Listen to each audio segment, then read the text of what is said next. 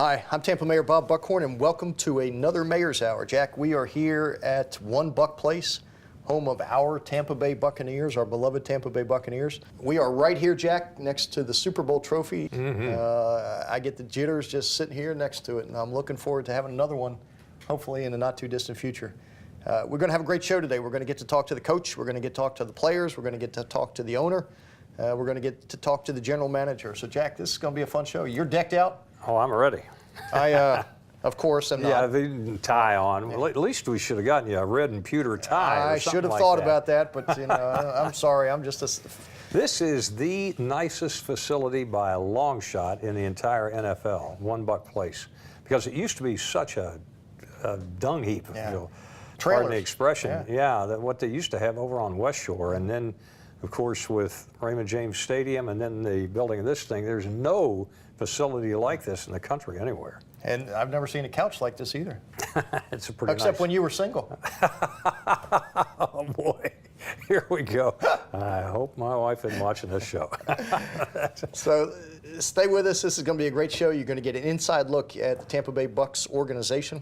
We're going to have a great chat with some great folks, meet some of the new rookies. It's going to be a fun show, Jack. I love doing this every year. Oh yeah, you can't beat it. Yep. And we may even get some swag out of this. So we'll see in a little bit. Stay with us. Swagger. Yeah. Johnny, you're making me proud. That's a good thing.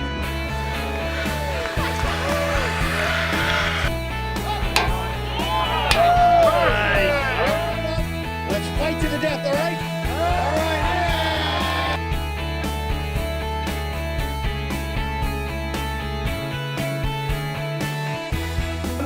2, 3. Wow. Rapids will fully inflate and you're ready to enter the water. Jack, we got the man. Yep. We got the man. We got Coach Schiano here. We're going to talk a little bit about the season, about where we're going, what to expect. Coach, we love having you in Tampa. It's been really exciting to watch what you've done with this team, change the culture, instill in these young men a different attitude about football and about teamwork and teammates. And thanks for joining us. I know you're busy. We're right in the middle of the preparation for the week, so we appreciate you coming in and talking to us and spending a little time with us. Well, it's my pleasure, guys, and you know, it's just been a great move for me and for my family coming to Tampa. What a great place, and look forward to getting this thing turned around. And we got some great fans, as you know, and we got to get to delivering some victories for them so they can start to get that excitement and feel that excitement again. Well, you come just that close. I mean, the ref swiped one. I'll still complain about that till my Don't dying get day. him fined. The NFL will fine him No, if he that's says me. anything. That's Okay. me that said that. Yeah. It isn't the coach, but you know, just keep coming that close. And the other thing is, I think Tampa Bay fans more than anybody else appreciates good defense. They learned that way back in the day, going back to McKay and the team that got them into the first playoffs against Philadelphia and everything. But they appreciate that, and they're enjoying seeing that aspect of it develop. But Well, we're getting better, that's for sure. And you know, with guys like Deshaun Golson and Darrell Revis, Gerald McCoy, Levante David, you know, the list goes on. These are good players that are going to be here for a while too. That's the exciting thing. You know, we have a good mix of experience and some younger guys, and Mark Barron, another guy who's just, I think, a special player. So we have a real core to build around and to get this thing going, and you know, doing some good things right now, 5 games in, and excited about the next 11. That's for sure. So we're 5 games in. What do you see for the remainder of the season? I mean, you got some tough opponents coming up. We do. It starts, you know, going to Atlanta and playing in that dome, and you know, they're backed into a corner. We're backed into a corner. Should be a real great contest. But our guys, you know, you said it. We've lost some close games. Been right there. We just need to get over that hump, and I really feel like this team can take off. We have talented players. We just got to kind of catch a little wind behind us and get going. when you have home games at this time of the year, I think it's kind of an advantage Tampa Bay because it's starting to cool down up in the north and the northeast and places like that. But that's got to be tough on guys coming in here for the first time, particularly with the rookies. And of course, you've gone through it for a year now, but even before that, up north in coaching. How do you deal with this weather here, the heat, the intense heat here at the beginning of the season? Well, it definitely drains your football team. There's no doubt about it. You know, because we're in it all week. So Yeah. those teams that come down, as you said, as it starts to get a little cooler up north, they come down. Well, they have to make sure they hydrate, and they're a little uncomfortable, but they deal with it for 3 hours. You know, we deal with it every day, and Yeah. trust me, I love it. Living here, I love it as a coach, but as a player, I'm sure that, you know, it takes its toll on you. But our guys do a great job. Todd Torricelli and all our medical people do an incredible job of teaching these guys how to take care of themselves, how to use the different modalities, the tubs and all the different things that, you know, can get your legs feeling good again. And it's so critical. I mean, you walk around here, you see guys drinking all the time, hydrating all the time, because you just got to stay ahead of that. Because once you get behind it, it just tears you up inside. You know, you go into cramps and everything else, and you need IVs, and Yeah. now you're chasing your tail. So I think education as much as anything. And then as it starts to cool off a little here, even, you know, now you have the most beautiful weather in the Oh, country. the great 7 and months. and I think that really helps our guys. You know, when you're coming back and you're sore after a game, and you get out there and the temperature's nice. You know, I've been where you go out there and you got the sweat clothes on and all the other stuff, and you're sore, and that's hard. So there's definitely a changing of the seasons here where it gets real comfortable for our players, but we're just about to get into that. Yeah. How's Mike Glennon doing? I mean, it's been fun to watch him in the first couple of games. Oh, yeah. He really has surprised a lot of folks as a rookie. I think he's doing well. I think he's doing really well. He's a big kid. He is. He's tall. He's rangy. He really has a good sense about him. Number one, he works incredibly hard. His preparation is second to none. And then I think he really trusts his training. And that, to me, is the key to be a quarterback is, you know, you do all this training. I liken it to a fighter pilot. Obviously, you're not getting shot down, but you have to have those instantaneous reflexes to read things and then deliver. And Mike works very hard at it, and when he gets in the game, he trusts all that training. And what he does is he reads things out well. So in the 2 games that he's played, you see he's distributed the ball to several different guys. And I think that's great. I think it makes the defense defend the whole field. I think it keeps everybody involved on the offense. And I think it makes you harder to defend over the long term. Yeah, and I think a kid like that, there weren't high expectations for him coming in. I mean, I think third round pick. And for him to be able to come in here and then you turn around and say, okay, the ball is yours, here you go, that really is a monumental responsibility for him. And it seems to have elevated his game. I mean, he just seems like that could be the guy that's going to be the future of Tampa Bay football here. Well, I sure hope so. You know, Yep. and again, We we all got do. we got to play it out and let it all happen. But just what he brings to the football team, you know, again, you want your quarterback. You want him to be the ultimate in work ethic. You know, so the rest of the offense chases him, and really the rest of the team. And I've had the chance to be around some great quarterbacks in my career. And when you have the right guy, that guy's the most important person in your entire organization. Yeah. I mean, that's the way it is.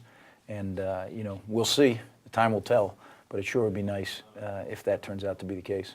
And yeah, go ahead. No, I was going to say, you came out of Rutgers, you turned that program around in the NFL now. Some of the differences. Well, the biggest difference is you're dealing with grown men, and you're dealing with guys that have an expanse of age, you know, from a 21-year-old rookie to a 30-something-year-old vet, and all the different stages of life that guys go through in that 10 to 12, 13 years, you know. Yeah. Some of these guys are not much different than the college kids you were coaching, and then some of them have kids that are teenagers, you know, Yeah. and it's just a different world, yet they're all playing the same game. I think it's really neat to see how that all comes together. So the fundamentals don't change. No, they really don't. You know, the talent's better. The margin of error is much smaller, much thinner. But the game itself is very, very similar. And you're playing against guys that are similar to your guys, and that's what makes the NFL great, the parity. There's no doubt. in the That's why NFL all is these unbelievable. games come down to, you know, you look at it, I think the stat is 60-something% of the games are going to come down to a 2-minute warning, or 2-minute drill one way or the other to stop Yeah. them, or, you know, that's what makes it exciting, right? Is the speed of the game that much different at this level? It is. And the athleticism of the players, is that much different as well? I mean, for the elite college players and the elite professional players, is there still that gap? Well, not really, because the elite college players are usually the who become the professionals, elite yeah. professional players. It's Yeah. all the rest, like the role players in college are just that, role players. You know, the role players in the NFL are still the best of the college players, and they support the elite players. So the overall game speed really picks up, and the athleticism, and, you know, the size, just the pure size. I mean, some of these collisions are just violent. You know, it's a very, very physical game as well. We're going to be talking to Doug Martin, and it's amazing to watch him hit that line, hit those seams and emerge unscathed. I mean, I don't know if it's his lower body strength, if it's his legs, but, you know, a lot like Barry Sanders. But you're right, the size of these players is just astounding to me. I mean, Jack used to be that big. I'm getting that picture. You know, Doug is a special runner. He really is. You know, he's built so muscular, yet really good balance, flexibility. So he's able to contort his body. Some of the ways he gets down low to the ground with the ball in proper position. You know, some of the still photos we get from our photographers. Yeah. You know, it's not very many people can do that. Yeah, and he's not falling. He's still moving. Right, he's able to keep his eyes up, and it's a gift for sure. Now, being in the community here, and I know there are so many demands on your time, including doing the Mayor's Hour, which we really appreciate that you took the time for that. But the Buccaneers do get out in the community. They get involved. People like Doug has got a group, a charitable effort that he puts out every game and bringing in people to the game, his own special section and things like that. But that must be tough during the season for the demands on your time. How do you put up with all of that outside the football field? Well, I think it's very important, number one, whether when I was coaching in college, teaching the young people how important that is. And when you give back what you really receive, and when you help all these people, and you know, at this level, they have a whole department set up for it to help facilitate it. And throughout the season, on Tuesdays, their day off. So many guys are unselfish, give their day off up or part of it to go out and be in the community. You know, I'm really proud of the way these guys, and that was important to the owners. I mean, when I was interviewing and we were talking about it, that's something that is important to the owners, and wanted to make sure that it was important to me, because I think the tone is set by the head coach, and if that's something that you believe is important, we have a great platform, being professional football players and professional football coaches. To not use that platform is really a waste. So to be able to get out in the community and help and do the things like you talked about with Doug, and he's not alone. I mean, several of the players, several of the coaches are all involved in that stuff, including myself. And it's something that, you know, when you live in and are part of a community, that's what community means, and that's important stuff. How's the family enjoying Tampa? They love it. Yeah, the kids, great schools, and Now, you've got a bunch of kids, right? I got 4 kids, yeah. How many boys? 3 boys and a girl. Stay away from my daughter. Are they going to play football? That's the mayoral rule number 1. Numero uno, I got it. Are they going to be football players? Well, the boys, all 3 boys play ball, yeah. Is it hard for you to stand on the sidelines at their games and not want to jump in there and blow that whistle? No, you know what's hard is that you know, during your own games you have some say in the result. Watching their games, you have no say. You just got to sit there as a regular old fan, and wow, That's right. my heart Complain goes. about the coaches. Well, no, I don't. We're blessed. I'll tell you, they have great coaching, which is huge. You know, they put so much effort into it, so much time, and you know, Dominic Sayo does such a great job over at the school that I just think it's special. What grades are they in? I have a junior, 2 8th graders, and then a 5th grader. Okay. And all playing football. I mean, the boys. Yeah, the boys are. Yep, and my little girl's a soccer player. And Oh, where does that's she fit great. in the range? Is she the She's 5th the grader? youngest. Yeah, she's 5th grade. And already into the soccer. She's all into the soccer. Yep. Well, that's great. Athletic. Tampa Bay United. That's sure. her team. Yep. You're not going to get them into lacrosse? The boys, the twins play lacrosse. They do. Yeah. We'll see when Katie gets old enough. He's an old lacrosse guy. I know it. Penn State. Yes, Penn indeed. State proud. See, if you recruited more Penn State players, we'd be unbeaten. There's been a couple around. Well, Yeah, we recruit from the real beast to the east. you know, Oh, so here it's- we go. Here we go to this Rutgers nonsense. Well, I tell you, it's so great that we probably, per capita, have more retirees of athletes, professional athletes. I mean, like the whole Rowdies team is still here. So many of the Buccaneers have retired here, and it's great when you bring in quality people because they become part of the community later on after they retire, and it's great to see you bringing in guys like that and making them part of the community. But terrific. It makes a lot of sense, and I do. I love our guys. We got great guys on this team right now. A good mix of younger and veteran guys, and they're all out there and involved in the community. So get this thing cranked up, start winning more games, and it could be a great thing. Sounds like a plan. We know you will. And thanks for spending a little time with us. I appreciate it, guys. Good to Thank see you, you. Coach. Yeah, Yeah. good to see Go you, too. Bucks. All right.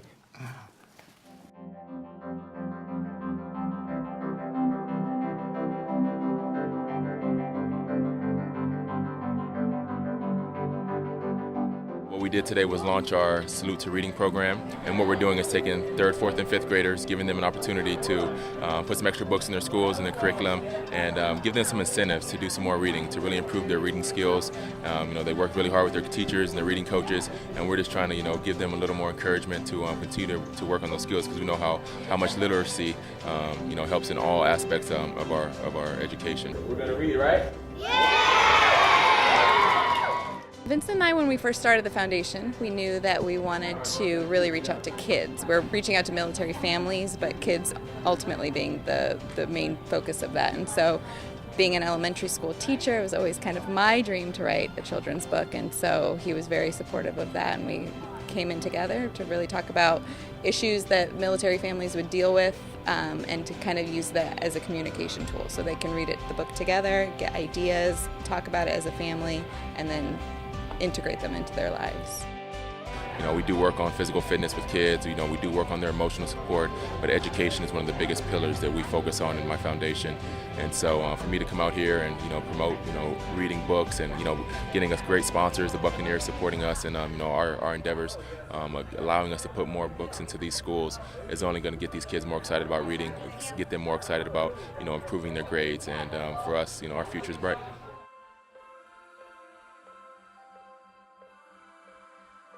Welcome back to the Mayor's Hour. Special guest today, Jack. We got the rookie that's turning heads in the NFL and certainly captured Tampa's hearts. We got our rookie quarterback, Mike Glennon, who's stepped in and has had 2 great games.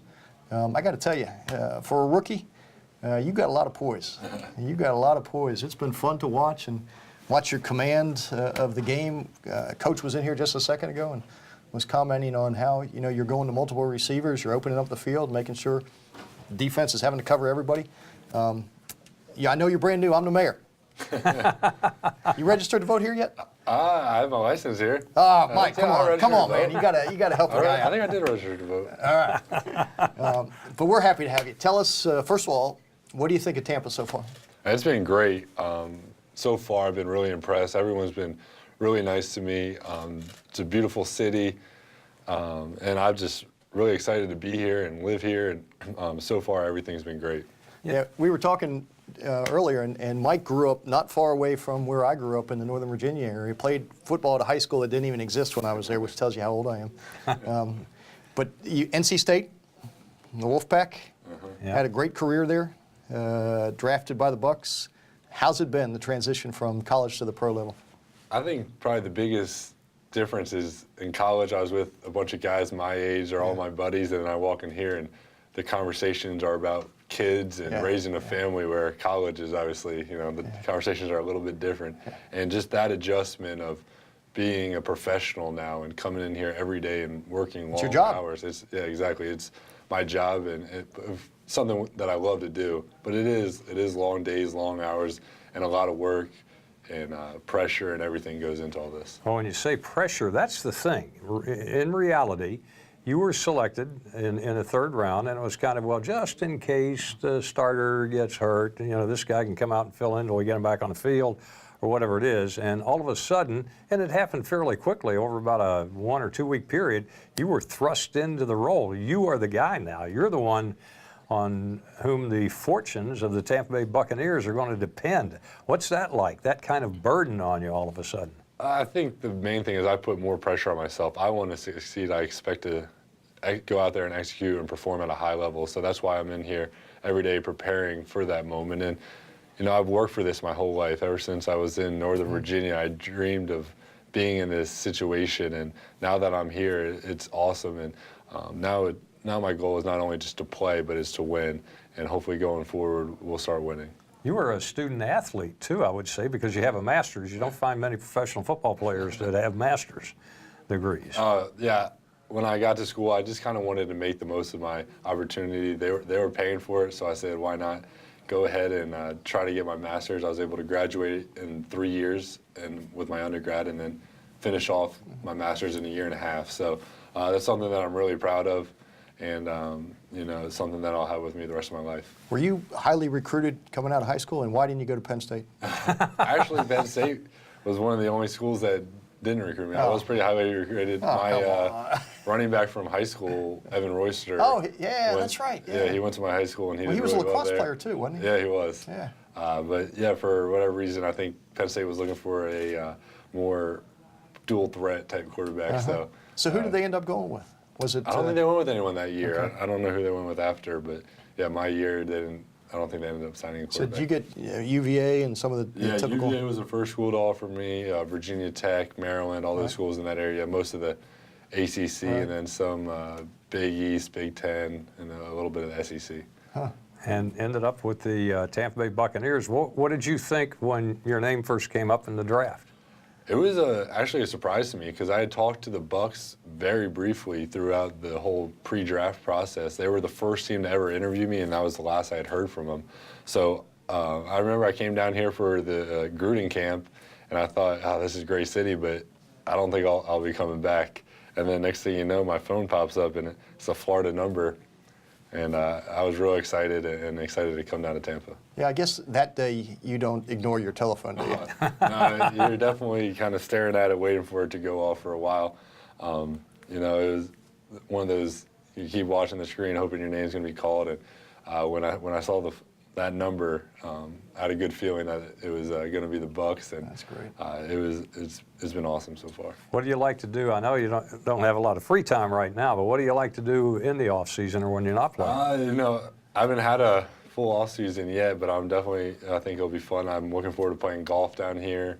I'm not great at it yet, but it's something that I want to get good at, and I hear there's beautiful golf courses in the And you area. can do it year round. Yeah, exactly. In fact, the best So time is in winter. I'm excited about that. And really, I'm just kind of, you know, just an ordinary guy. I like to hang out with my friends, my family, just relax and, you know, just do normal things for just a guy my age. Family come down to watch the games? Yeah, the first game, you know, was so last minute. Right. My dad was actually out of the country. He didn't have, he was able to make it, but he had to book a last minute flight. So him and my sister came down, and my girlfriend was able to make it. And then this past weekend, everyone got to come. That's so, great. Oh, so that that was is good that everyone fantastic. got to make it down. Well, we're excited to have you here. Yeah, we thanks for appreciate having it. me. It's a great city. It's going to be a fun ride. You're going to love this city. I mean, it is a great place, and we're counting on you having a long career here. And you do know that when you win the Super Bowl, the mayor gets a ring. You didn't. That makes two of us. I want to get one of them. Well, Mike, we appreciate you. I know you're busy. You're prepping for Sunday's game, so thanks for taking some time with us. And go get them. Tear them Yeah, up. thanks for having me. You bet.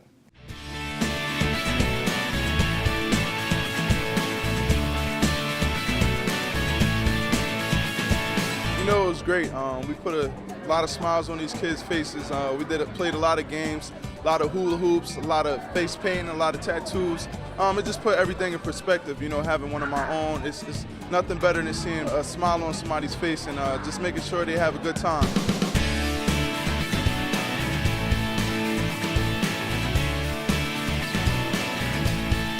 What we try to do is bring these kids who've been through a lot of trauma, joy, happiness, and education. And today, the Bucs are really kind of doing all of that. We're so grateful for the Tampa Bay Buccaneers for them coming out here today to provide a special time for these kids who haven't had a lot of special things happen in their lives. And they're never going to forget this day. They're never going to forget the time they danced with a cheerleader, had fun, smiles, high energy all day long. We couldn't have done it without the Tampa Bay Buccaneers.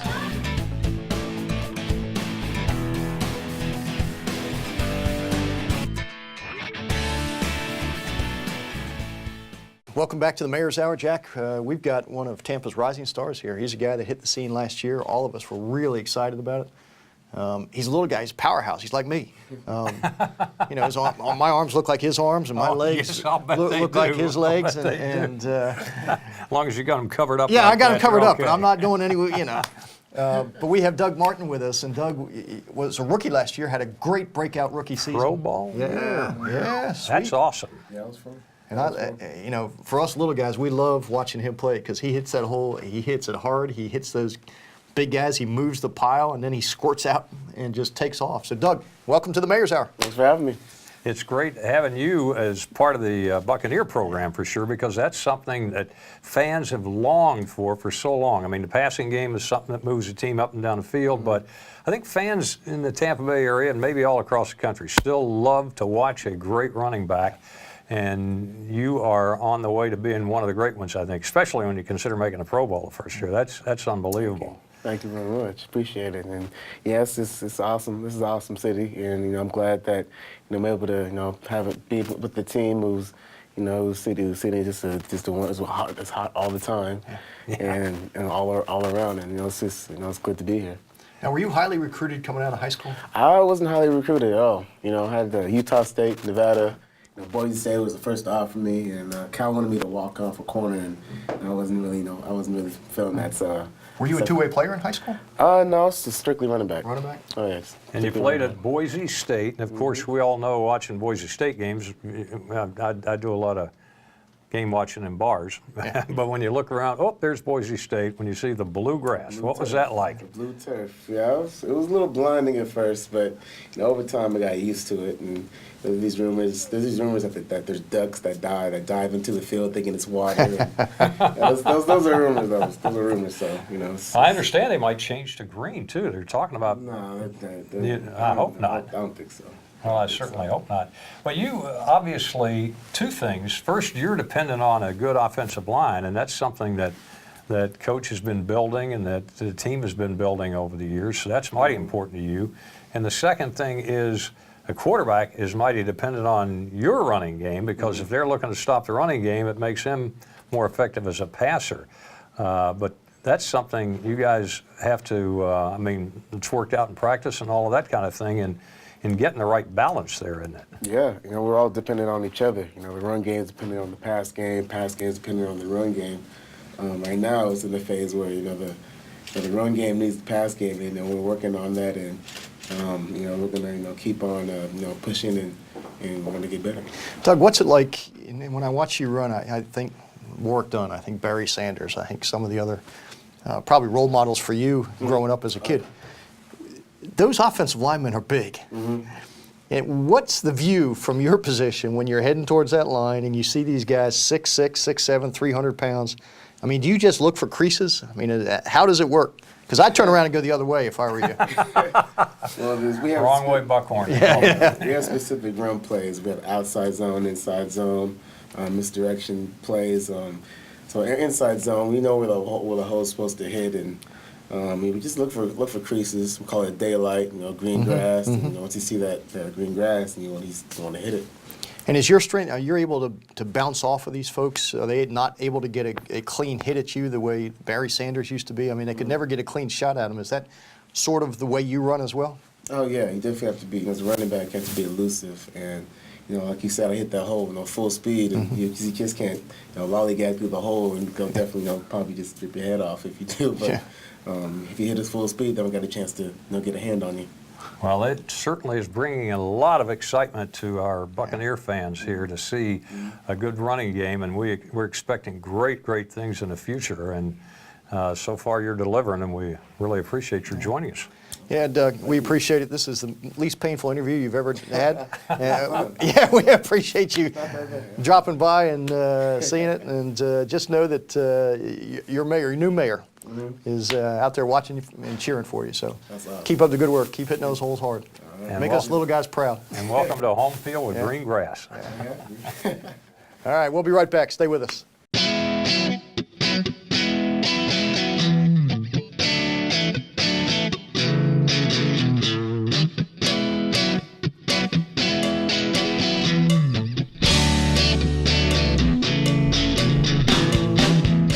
More than you can imagine. Just looking at the faces of these men and women that were here today, and being thrilled about it. The players certainly understood a lot about the military, probably from some of their own past, and they were willing to share themselves with the people on this base, and you can't put a value on that. It's great, man. I'm glad these guys come out here, especially some of our younger players, just so they can bring things back to reality and perspective as far as these guys out here, what they do on a daily basis and the sacrifices they make that it really puts what we do in our job in perspective. As much as the stresses and the challenges that we face, these guys are doing amazing things each and every day, and they're out here supporting us. We're coming out here to show them love and for what they're doing, and they're just excited that we're here. So I always try to let these guys know that it's about them, and we have a great time.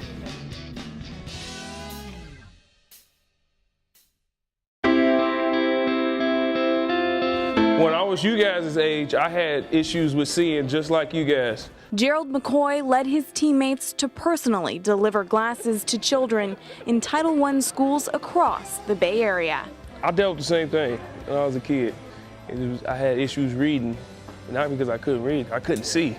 And to eliminate that problem altogether, these test scores are going to shoot through the roof because the kids are smart enough. They couldn't see, but now they can see, so it's great. Sometimes they think that what they're experiencing, no one else is experiencing. So to have a Buck player say, listen, this is what I went through, and gave them their own glasses, that's huge for them. We feel positive that our scores are going to be good. We were a D school last year. We've worked really, really hard, but this issue with glasses, it takes a community. So now that the children have the tools they need to perform, I know we're going to do really well next week. It's time for statewide assessment tests, and now several underserved schools no longer have to deal with the obstacle of poor vision. More than 1,000 pairs of glasses have been handed out this school year. Now, instead of just going to a few classes, the Vision Mobile has screened every single student at more than a dozen schools, eliminating the vision problem. 1, 2, 3. Ooh! It looked like clear, and when I put them on, it looked like I can see far, far away. This is the best day of my life because the Buccaneers is my favorite team. Really, I couldn't read that good or I couldn't see that good. This is my first time having glasses. I never knew I was going to get them, so I just was so happy. School after school, Gerald McCoy has seen the difference the Glazer Family Foundation has made in 5 separate counties. All those children's lives changed just because they can now put on glasses. It's great. I'm Rachel Ramirez, Buccaneers.com. Welcome back to another segment of the Mayor's Hour, Jack. We've got the co-chair of the team here, Brian Glazer. Everyone knows it's a family-owned team, and Brian is the co-chair. What does that mean, Brian? Means I'm a co-chair along with my brothers, Joel and Ed, and we oversee, obviously, the entire operation. And like all of our things and businesses we're involved in, we like to hire good people and then delegate a lot of things to them, but oversee the big picture, be involved with bigger decisions, and then have regular meetings and making determinations. So, we have 2 sides of the football of the Tampa Bay Buccaneers here. We have, the football side, which is general manager with, Mark Dominic, and then we have our chief operating officer, Brian Ford, who is on the business side and oversees all the business operations, whether it be from ticket sales to sponsorships and suites and all those types of things. And so we work closely above all of them. But the key is delegating to good people. In my younger days, I probably didn't delegate as much, try to do everything myself. and I think it's good to delegate things to people and surround yourself with smart people and let them run with the ball, so to say. Yeah, that's great. Certainly, I subscribe to that because I'm not the smartest guy in the room, and I hire good people and let them do their jobs. Well, that's it. It's the people that don't want to, that think they know everything. That's not the best. You want to hire, have people around you that make me look smarter, make you look smarter, make you look smarter. So that's, I think, the key in everything. Good. Well, it seems to be running well. So far, so good. Yeah, that's great. So it's you and your 2 brothers, and you have a sister also, right? And Actually, she's involved in the foundation side of things? Yeah, there's actually 6 of us. So, not everybody sees our entire family. Right. There's 5 boys and 1 girl. Oh, that poor girl. So Darcy survived all? Darcy survived, but she may be a little spoiled. Yeah. I don't know. She's turned out just fine. She's actually, with 5 brothers, she's turned out real well. And then there is actually 14 grandchildren. Wow. Already now. So we went from a family of 5 boys and 1 girl to 12 girls and 2 boys and 1 grandchildren. So we flipped it all. It's all girls. And how old are the boys, the grandkids? The grandkids range all the way. We have the oldest one is just graduated Tulane University last year. Ooh. So it makes her about 22. And the youngest one, I think, is now, I might be a little off, is I think 4. Is all right. Vivian. Well, I'm just telling you now, tell the boys to stay away from my daughters. All right? I'll tell them. Yeah, all right. I'll let you call. We've talked to the coach, and we've talked to Doug Martin, and we've talked to Mike. What I really want to talk to you about, which is one of the things that I think you guys do well, and that's your investment in the community. Some of the charitable works of the family and the foundation. That's an important part of this Buccaneer organization, and we see it. We see the players out there participating. We see you and your brothers and your sister out there. Tell us how that evolved, how it became part of the Tampa Bay Bucks DNA? Well, obviously, you know, when you own a football team, there's a responsibility not only on the field but off the field. And, you know, we take that very seriously. And, you know, one of the things we obviously have is our Glazer Family Foundation. And we, you know, have done many things in the community to give back, obviously. And one of the things, we do a number of things with our foundation. And one of my sister and I only have one sister and my brother run that. And but you know, we're very proud of our Vision program. We have a Vision Mobile, and what's one of the biggest issues in this community is a lot of children don't come from families that can't afford to get their eyes checked, and a lot of children just don't know they can't see. And we have this souped-up RV that we take around. It's the Vision Mobile, and it goes around to different schools, and they check the children's eyes, and you'd be surprised at how many children don't realize they can't see well, and how much difference that makes in their education. And how important it is. Yeah, vision is so important. And so, you know, 7 out of 10 children have an issue with their eyes, and they just, you know, a lot of them don't know it. And so we get these kids new glasses. We've given out thousands and thousands of pairs of new glasses to kids, and they put the pair of glasses on, and to see a child see for the first time, really see, I mean, we take that for granted every day, is life-altering for these kids, and it helps in their education and helps in their self-esteem, and it's just a great thing.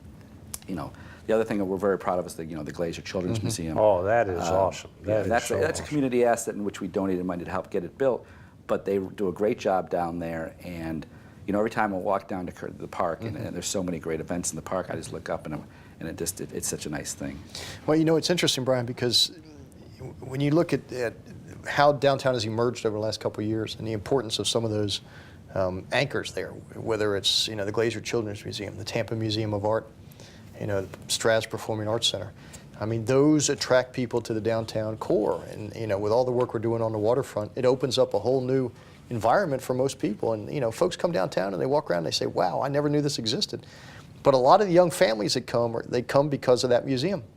And you see the kids playing at Curtis Hickson. Oh, yeah. You see them splashing in the water park. You see them, families with the dogs in the dog park. It is really exciting to watch that evolution of Tampa. And you guys have been a big part of it.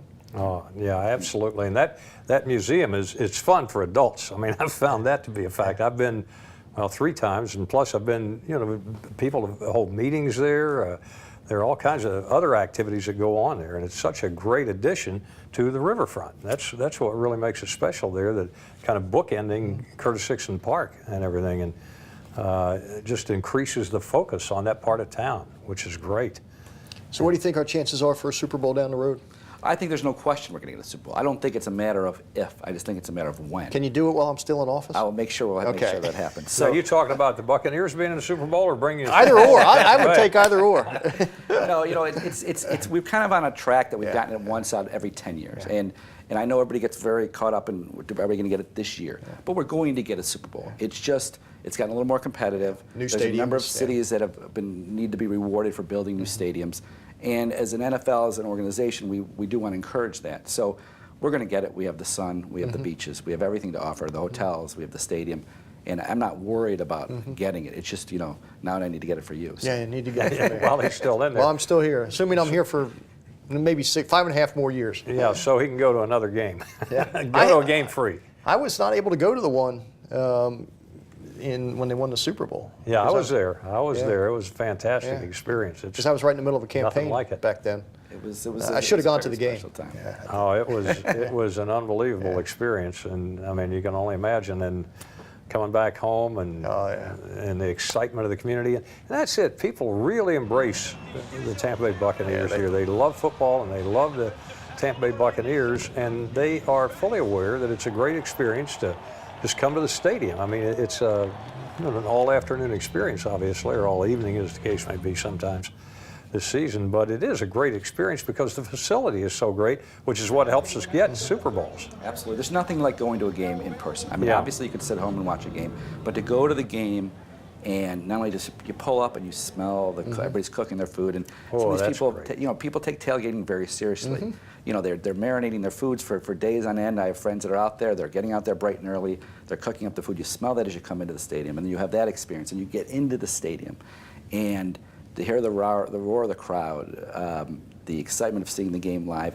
You know, you're sitting around people that these are strangers, but yet you have one common goal.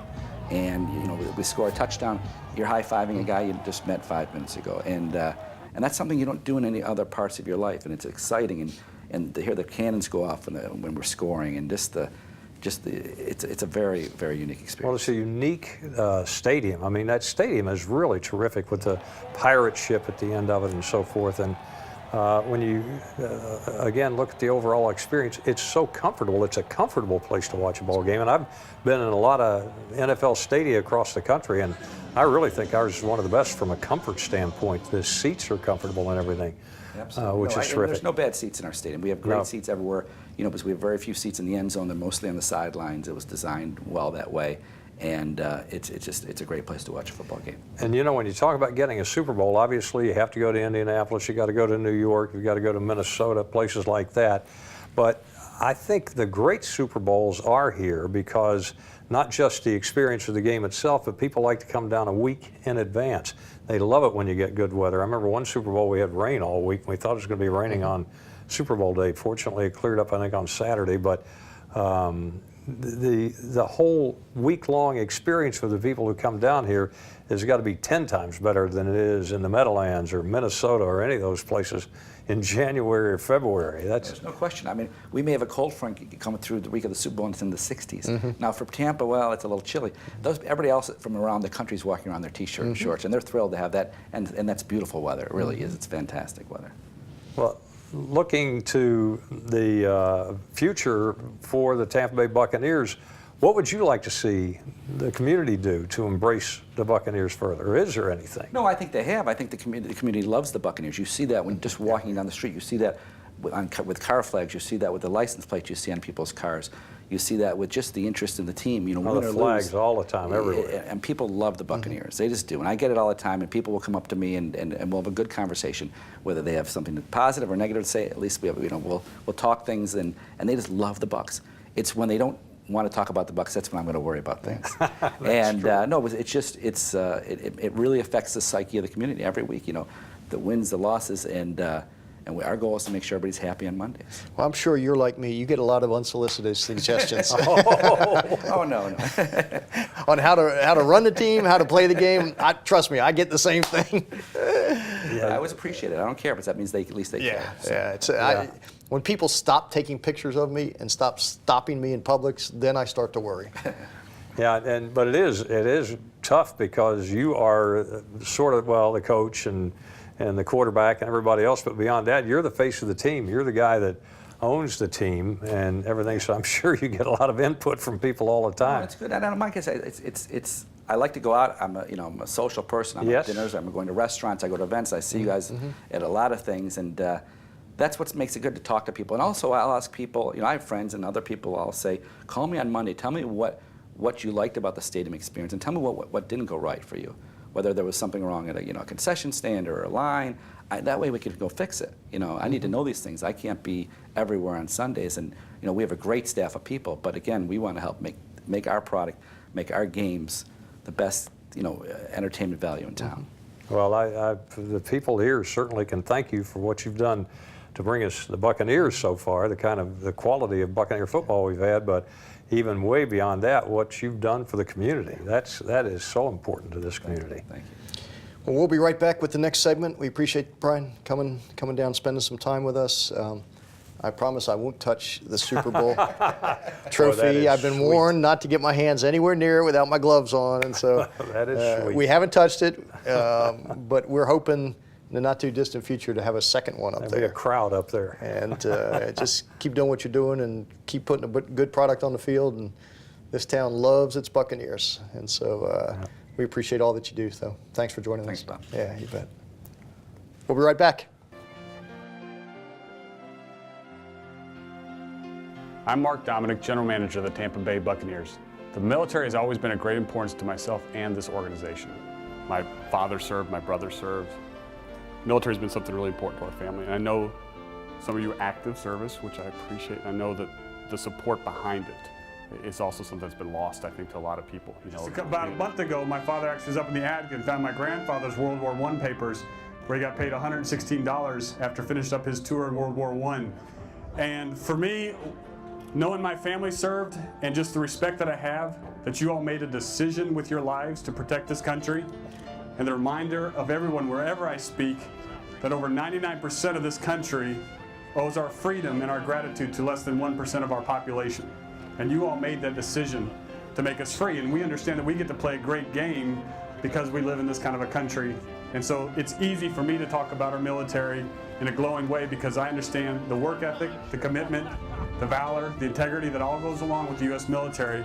And really that's how we want to build our football team. That's the type of people we want to have, and I think you'll meet a couple of them when we bring them up on stage today. Gentlemen, on behalf of the Tampa Bay Buccaneers, we wanted to say to the 927th Air Refueling Wing, thank you very much. The Buccaneers appreciate your service. And we just want to present a game ball for you guys, autographed by the players out here today, and just want to say thank you, congratulations on your excellent rating. The Tampa Bay Buccaneers and local area organizations show a significant commitment to supporting our servicemen and women. You know, we were excited to talk to the Coast Guard a little bit about their service and commitment, especially the safety that they bring to the Tampa Bay area. We just wanted to come out today and just say we appreciate not only what they did then, but what they do every day. And I don't think people realize every day the commitment and the service they provide for Florida, especially the west coast of Florida. And I think it's important that people start to realize what these people do every day and show our appreciation to them. At every game, the Bucs honor local military personnel and their families in the Salute to Service suite. Fans throughout the season, the Tampa Bay Buccaneers will be welcoming local military members into the Salute to Service suite. Today's exclusive guests include the Florida Air National Guard Senior Airman of the Year, a U.S. Army Sergeant First Class who received the Silver Star, Bronze Star, and 4 Purple Hearts, and an Army Master Sergeant with 22 years of service and a positive impact on every ROTC student in his program, and others who proudly served our nation.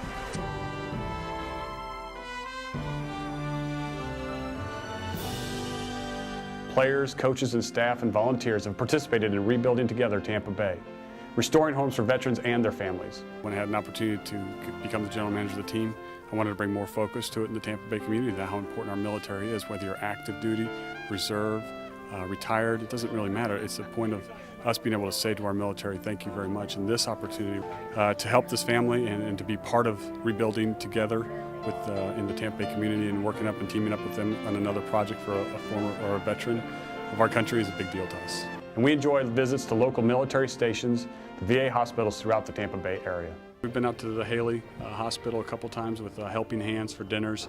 We brought them out to practice one day. So it's been one of those things where it's been important for us to get involved with our military and understand and show them how much we appreciate what they've given.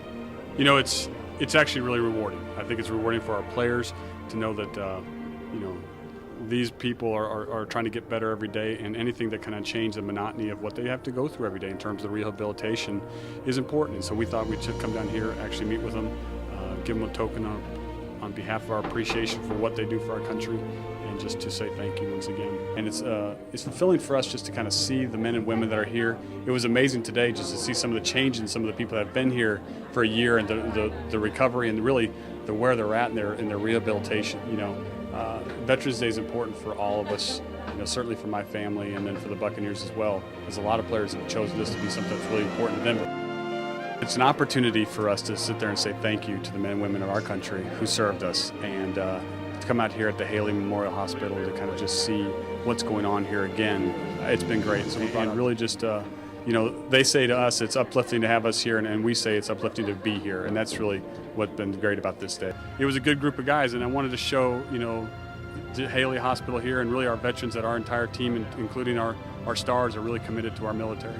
You just talk again about, you know, the importance of bringing them out here, and you got the crowd to stand up and give them a standing ovation, and what that means to you and what do you think that means to them? Well, I think they need to know that everybody appreciates them, and it's not just them, it's their families too that have had to go through some really bad injuries and really tough situations as a family. And for us, it's the third year that we've been able to bring them out and really just say thank you so much for their choice and their decision for our freedom to protect us.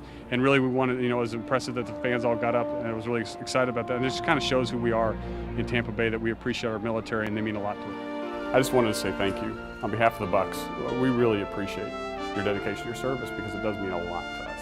For all that you've done and continue to do for our country, we say thank you.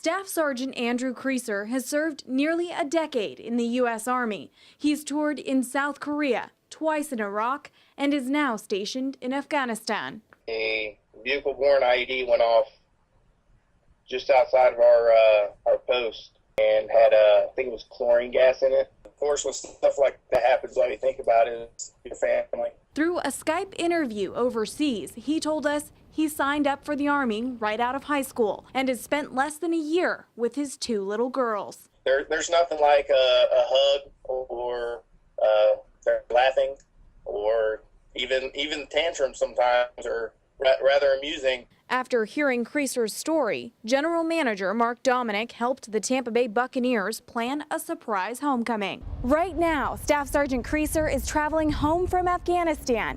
His flight lands at the Tampa International Airport in just a few minutes, where we'll be waiting to pick him up. Just as we left the airport with Staff Sergeant Creaser, his wife Megan and 2 daughters arrived at One Buck.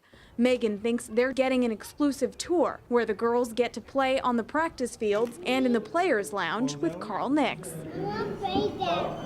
Then she expects they'll have a life-size video chat with her husband. Is that Daddy? But General Manager Mark Dominic came in to greet Megan and the girls and brought in the real surprise. In walked Staff Sergeant Creaser. I think my heart stopped for a minute. Like, wait, did he really just walk through the door? It worked so well because I had the assistance. I had somebody that was interacting with my wife. The Buccaneers were definitely the key ingredient to the whole success. But we feel it's simply the Buccaneer way.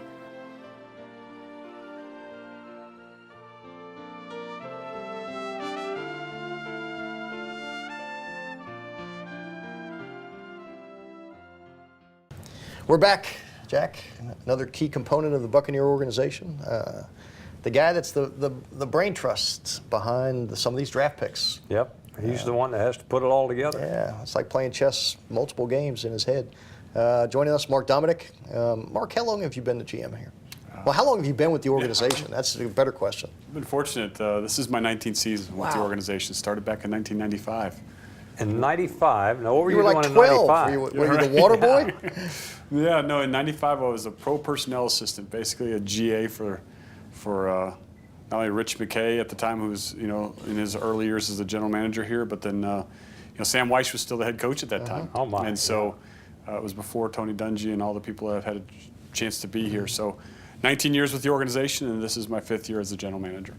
And I was on the broadcast team for a couple of years, and he was the star of my part of the show on the Buccaneer broadcast pregame show. Everybody wanted to hear from the GM and from Mark Dominic about what was going to be coming up and what we were expecting to see out there. So this is like old times.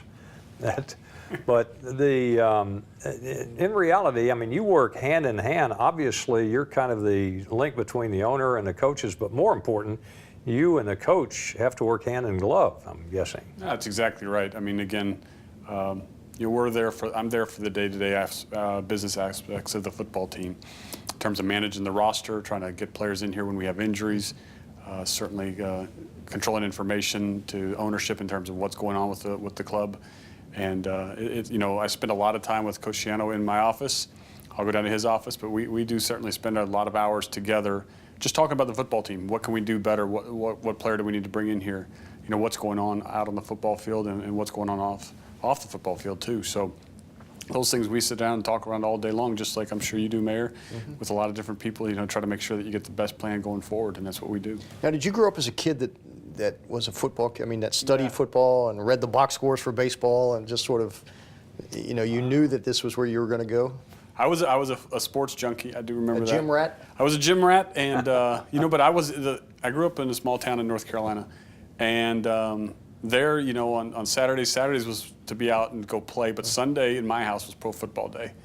And I can remember so many Sundays coming home from church and then just putting on the TV, and usually it's the Dolphins or the Redskins that happen to be on, and the turntile style tube and everything like that. But Sundays were a great day at our house. It would be my dad and I would just be watching football, pro football all day.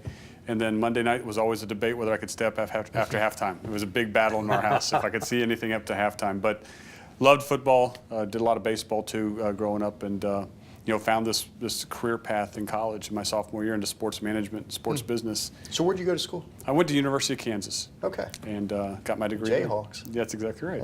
Yeah. Going from that, just to be an intense fan when you're growing up to the position you're in now, you're one of 32 people in the NFL. It's in a very elite position.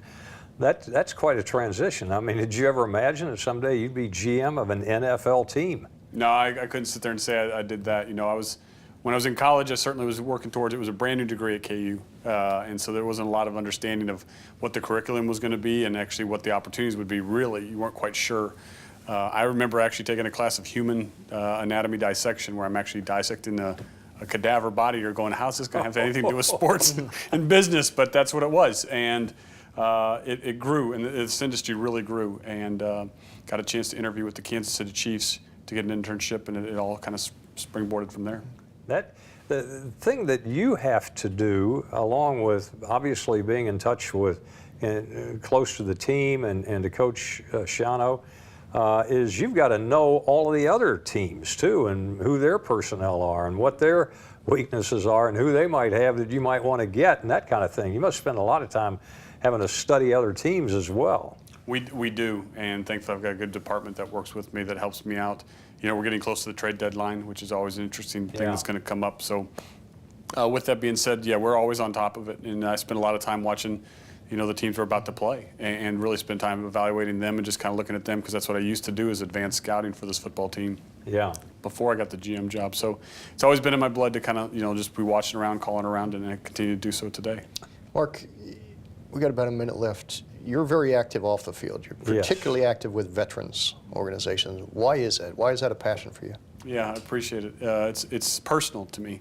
And as an organization, that's what we look for. When we talk to our players and we bring in coaches, we find the personal touch. For me, with veterans, it's because my dad and brother served, and my wife's family, her dad served for 20 years, and my grandfather served, and so it's personal to me, and it means a lot to me, and so it's easy to get involved in something that's personal to you, and that's what we preach to our players and to our staff, is find something that, actually impacts you. Everybody has a story. Whether it was the YMCA, we have adoption, so adoption's big to us. So just there's different things in your life that obviously somebody's dealt with. And once you find that, you're going to find them getting more involved in the community that way. And that's what I think has really helped us impact the community the way we've been able to. And his wife, by the way, is a great celebrity model, because I've worked with her on that many, many times. He's not much of a celebrity model, but his wife is. No, things are, I'll tell you what, I can understand, you probably can understand, but this hair wasn't that great 5 years ago, I promise you that. Oh, trust me, I got that part down. Yeah, I did it a long time ago. All right, that wraps up a great show, Jack. Another one in the can? Oh yeah, this one's fun. Absolutely. We appreciate it, Mark. Thank you for allowing us to be here. We'll see you next month.